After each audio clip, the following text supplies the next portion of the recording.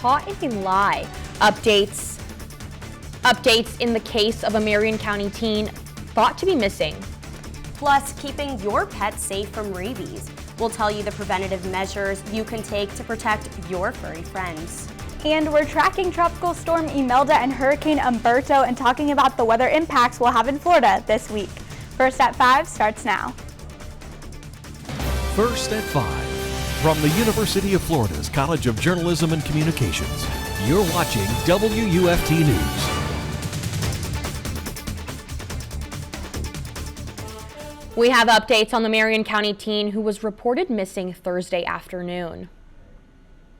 17-year-old Caden Spate was reportedly kidnapped by a group of Hispanic men in a white van, but deputies are catching him in a lie. This is WUFT's First at 5. I'm Nicole Beltran. And I'm Madison Ginsburg. WUFT's Ciara Carle is live in the studio. Ciara, the Marion County Sheriff updated the community today on Caden's case. According to Sheriff Woods, Spate shot himself in the leg to continue his story. Woods says there's zero chance Spate's gunshot wound could have come from anyone other than himself. Sheriff Woods says nothing is off the table for Spate. Initially, the Marion County 17-year-old was at the center of a now expired Amber Alert. The investigation began Thursday afternoon when deputies say the teen was connected to a shooting. Detectives started to realize the story didn't add up. Many of you have asked, will Caden be facing any charges? What about the taxpayers' cost of this large-scale investigation and search? Trust me, it is on my mind. I can tell you those items are not off the table at this point. Woods says him and his team are still processing all of the evidence. Spate's parents have refused to let Caden speak to detectives. Woods will update the community when there's more information on the case. Live in the newsroom, Ciara Carle, WUFT News. Governor Ron DeSantis visited the University of Florida and praised recent higher education wins, including the institution's continued success in the U.S. News and World Report national rankings. We're here today for a very simple reason. For 10 years in a row, Florida has been ranked #1 in public higher education in the United States of America. DeSantis attributed the state's success to affordable tuition initiatives like Bright Futures, a focus on classical education values, and grounded civil discourse. UF reached #5 in 2022 and 2023, but fell last year to #7. It's ranking again this year. The governor also congratulated Donald Landry, the new president of UF, and Marva Johnson, the new president of FAMU. We've seen rain and shine today. I know I'm interested to finding out what the conditions will be like for the remainder of the evening. Let's check in with UF forecaster Jaydn Bottini for a look at the rest of our week. Jaydn. Well, that's right. We have been seeing some scattered showers throughout the day today, and that is the trend we're going to see for the rest of the week as Tropical Storm Imelda nears close to our coast. Here's Tropical Storm Imelda and Hurricane Umberto. They're in very close proximity right now, and Tropical Storm Imelda is very close to our east coast, sitting over the northwestern Bahamas right now. Maximum winds at about 65 miles per hour, moving at about 9 miles per hour, and it is still a tropical storm, not yet a hurricane, but forecasted to become a hurricane soon. Here's Hurricane Umberto moving away from us. It's a Category 4 right now, and it's going to continue moving eastward. May see some effects in Bermuda, but not affecting us in the U.S. at all. We're also expecting some increased wind gusts as Tropical Storm Imelda comes close to our coast, up to 26 miles per hour in St. Augustine and 23 miles per hour in Gainesville right now. And coming up, we're going to continue tracking how our conditions will be affected as Tropical Storm Imelda makes that turn to the east. Right now, Alachua County and Marion County health officials have issued a rabies alert. WFT's Jessica Wilkinson spoke to veterinary professionals about what you can do to keep your pets safe. With the number of rabies cases on the rise in Alachua County, I came out here to speak to a local vet about why taking care of your pets is just so important. You're being a very good Chihuahua. Rabies, a virus that affects the nervous system. The fatal infection can occur in all mammals. We can vaccinate or give a post-exposure treatment if we know about a bite, but without that post-exposure, anybody or anything exposed to rabies will die with time. Dr. Ruth Ann Spinoza is the medical director at the Newberry Animal Hospital on Main Street. She urges pet parents to stay aware of the symptoms and take preventative measures against the virus. Dr. Spinoza noted symptoms to watch out for. Sudden changes in behavior, such as aggressiveness or increased affection, are warning signs of the disease. Dr. Courtney Sorensen is the associate veterinarian at the animal hospital and also a pet parent. 2 days. 2 days? I just got him on Saturday. She brought her new pet ferret Macaroni in to update his vaccinations. If a lot of them are vaccinated, the less likely there's going to be disease spread. The experts say that's the best way to prevent the spread of rabies. Dr. Spinoza also said just to make sure you're staying wary of these wild animals like foxes, raccoons, possums, just to keep yourself and your pets safe. In Gainesville, Jessica Wilkinson, WUFT News. Jonesville neighbors, the Alachua County Sheriff's Office needs your help catching car thieves. Deputies responded to multiple car burglaries last night in Turnberry Lake, Saddlebrook Farms, and the Trails. If you live in these neighborhoods, check your home surveillance cameras. Your footage could help deputies identify the thieves. Gainesville's Community Gun Violence Prevention Alliance is asking residents to join them in shaping a plan to address gun violence. The initiative is part of a countywide goal to improve safety. The city wants your thoughts on how to tackle gun violence prevention.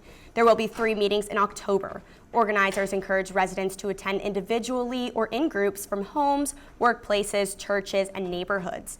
The first meeting is in person this Wednesday at the GPD Hall of Heroes. It starts at 5:30 p.m. Gainesville is expanding its Community First program into 7 neighborhoods. The program sends city resources directly into neighborhoods, responding to problems like street lighting, drainage, and safety. The program aims to build trust with residents by serving them from home and create a more responsive government. A new facility is supporting single moms in Gainesville. City leaders cut the ribbon for the grand opening of Gianna's Place on University Avenue. The residential space hopes to give single moms the support they need to complete their education goals. More than 500 families are exploring the world of science, technology, engineering, and math. The Florida Semiconductor Institute hosted its STEM on the Lawn event at the University of Florida over the weekend. The event is designed to make kids excited about STEM and bring students, teachers, and local organizations together. Families participated in live demonstrations, activities, and an expert Q&A panel. Typically in the classroom, you don't really get these experiences where you get to launch balls out of a robot or do projects like the balloon rocket. And so being here lets us show them other aspects of STEM that they might not usually see in their day-to-day lives. Castro says the event allows kids to view science in a fun way, introducing them to new topics. The event is annual, and they hope to get more kids interested in robotics and STEM. It's the last day to vote in the Law Enforcement Vehicle Contest. Each year, the Florida Sheriff's Association gets submissions from law enforcement vehicles across the state, showing off their patrol cars. This year, 3 North Florida counties are looking for your votes. These are the photos submitted by Alachua, Levy, and Lake County Sheriff's offices. Make sure to vote by tonight to support your favorite photo. Coming up on First at 5, we take you to a new box that can be a safe haven for parents in need. We'll show you where the new baby box is located next.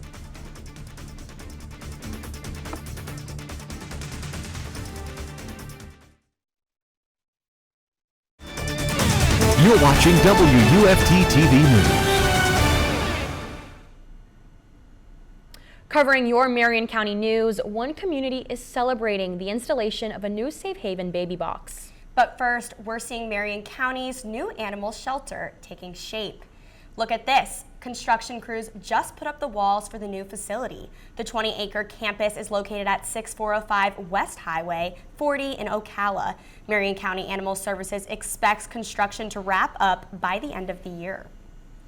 The new facility will have 200 kennels and lots of green space for pets to play.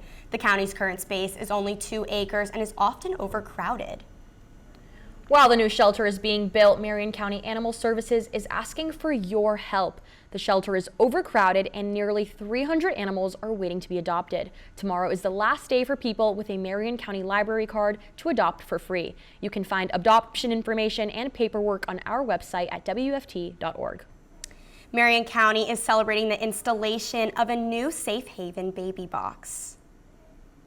We're super excited to continue this on.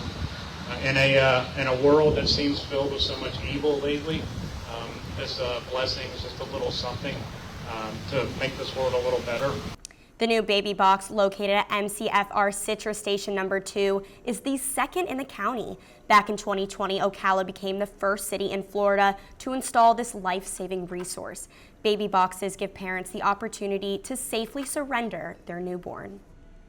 One Marion County Fire Rescue captain is rising the ranks. Captain Jeremiah Kendrick is getting promoted to battalion chief. The captain joined MCFR in 1997 as a firefighter. Over the years, he served as an engineer, lieutenant, and captain. Fire Chief James Banta announced his promotion, praising his leadership and commitment to service. Captain Kendrick will officially take the title of battalion chief on October 18th. Ocala's first Friday Art Walk is back. Starting this month through May, the first downtown will be filled with art and live music on. From resin masterpieces to leather crafts, all kinds of art will be on display. The free event kicks off at 6 p.m. at the Ocala Downtown Gazebo. And this year, the Art Walk is merging with the Sunset Song Series. Florida-based reggae band Serenation will kick off at the concert at 7:30. More information can be found on our website. Coming up, we're tracking Tropical Storm Imelda and talking about how it will impact our coast.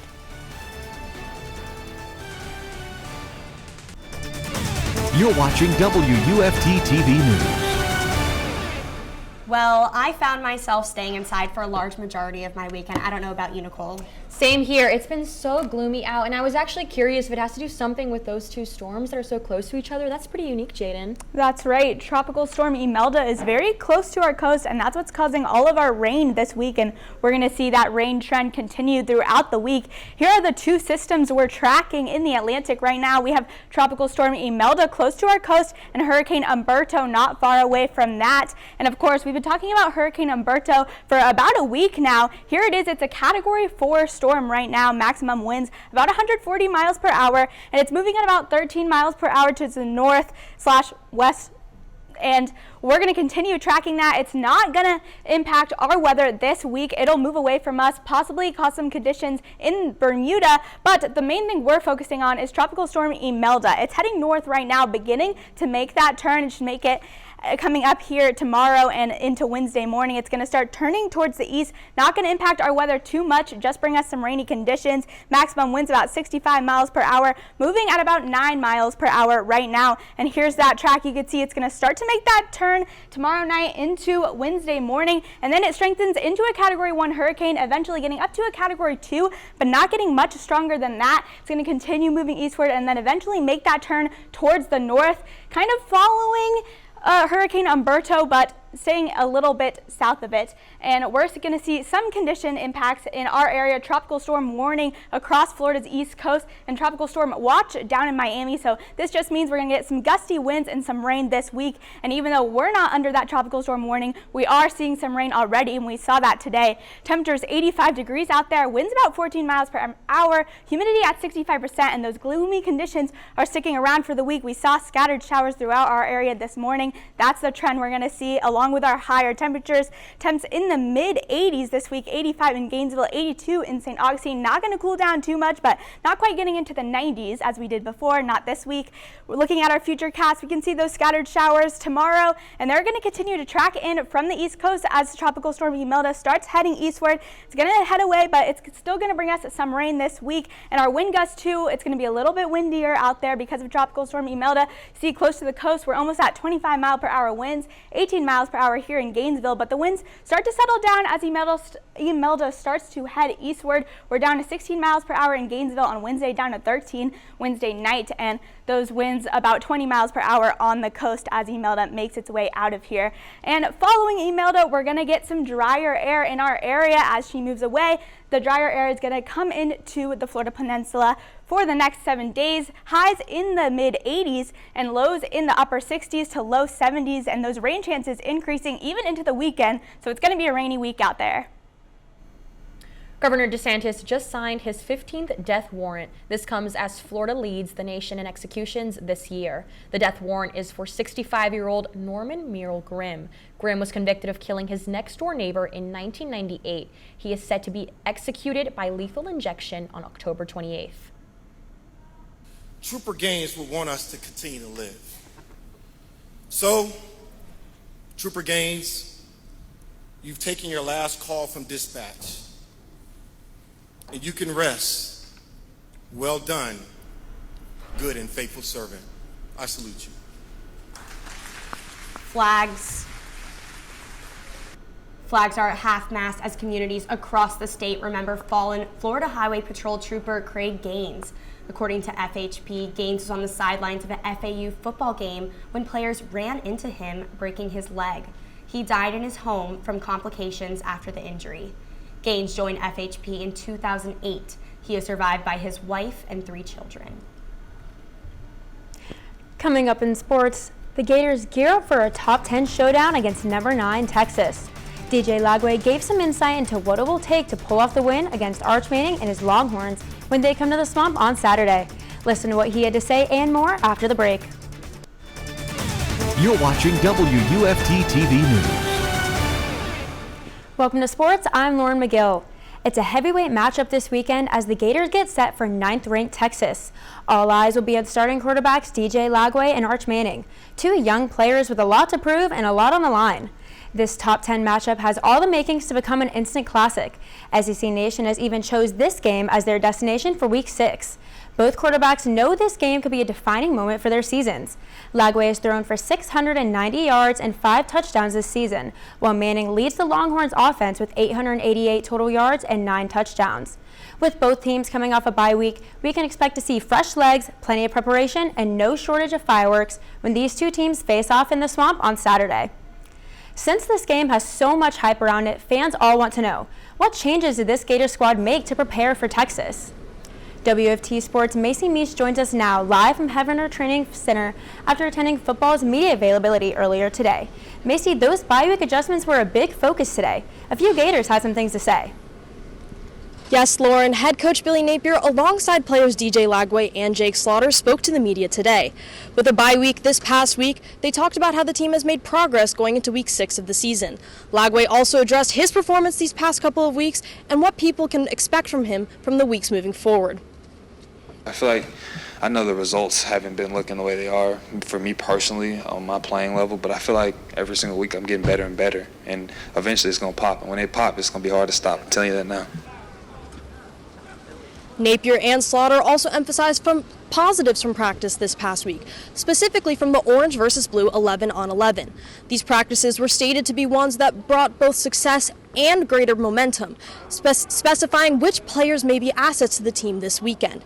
Next up, Florida will take on Texas on Saturday in the Swamp. The Gators are looking to send the Longhorns out to pasture. Reporting to you live from Hefner Football Training Center, I'm Macy Meis, WUFT Sports.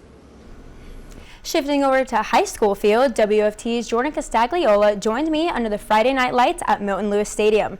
There on Citizens Field, Buchholz secured the win against Nice for a homecoming game victory. We're at the Buchholz homecoming game here at Citizens Field. Well, they will face off against the Nice Panthers. Yeah, Buchholz and Nice are ranked 8th and 11th in the state. Buchholz, they have 1 loss, and it's to the number 2 team in the state, Vero Beach. That's right, and Nice is coming off their very first loss of the season, which is the number 6 team in the state, St. Augustine, so it will definitely be a competitive game. It was competitive, and it was physical. Buchholz took a 10-0 lead in the halftime, but both teams struggled to put together long drives or break off big plays until... That's right, Nice started the second half with a 72-yard touchdown run. That was the only scratch the Panthers gave the Bobcats, though, as Buchholz came away with a 27-7 win. It's arguably one of the better teams in the district, and especially record-wise and where they're ranked. So, big win for the Bobcats. This wasn't just any game, though. It was homecoming. Honestly, it felt pretty good. You know, I didn't really look forward to nights like this, like being a senior with all this pressure on me, but I'm glad we came out with the win. You know, there's nothing better I could ask for. Winning any day with my teammates is awesome. And at the end of the day, that's what the team was celebrating. There's a lot of pent-up emotion, you know, from last year, and so you really didn't have to tell. I'm not going to have to tell them very much because they're pretty excited about the victory. From Milton Lewis Stadium, I'm Lauren McGill. I'm Jordan Castagliola, WUFT Sports. Moving from the sideline to the baseline, the number 19 Gators volleyball team is back in the win column after a 4-set victory over Alabama on Sunday. The Gators dominated offensively, outpacing the Crimson Tide 68-39 kills. Jordan Bird and Milika Vidicek posted career highs with 24 and 18 kills. Florida also cleaned up its attack, hitting nearly 300 on the night. The win marked Ryan Peace's first SEC victory as head coach, giving the Gators momentum heading into Friday's match against Auburn in the O-Dome. That'll do it for sports. Stay tuned for one last look at the weather after the break. We saw some scattered showers throughout the day today, and that's going to be the trend for the rest of the week with increasing rain chances into the weekend. Highs in the 80s, lows in the 60s. Thanks for the update, Jaydn, and thanks for joining us. We're back here tomorrow for another edition of First at 5. But your North Central Florida news is always on at WUFT.org. Have a good night.